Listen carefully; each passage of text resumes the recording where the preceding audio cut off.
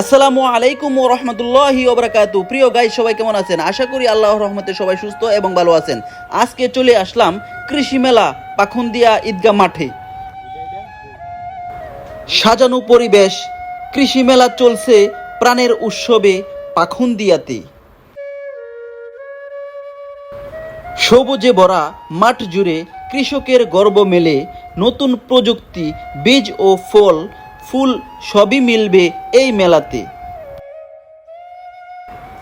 বৃহত্তর ময়মনসিংহ অঞ্চলের ফসলের নির্ভরতা বৃদ্ধিকরণ প্রকল্পের আওতায় কিশোরগঞ্জ পাকুন্দিয়া 3 দিনব্যাপী কৃষি মেলা শুরু হয়েছে।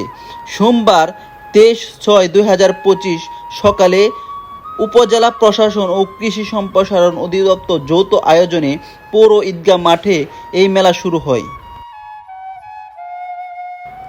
মেলায় 11টি স্টলে বিভিন্ন ধরনের ফলদ, ঔষধি, ভোজন, বৃক্ষের পাশাপাশি ফুল গাছের চারা প্রদর্শন করা হয়েছে।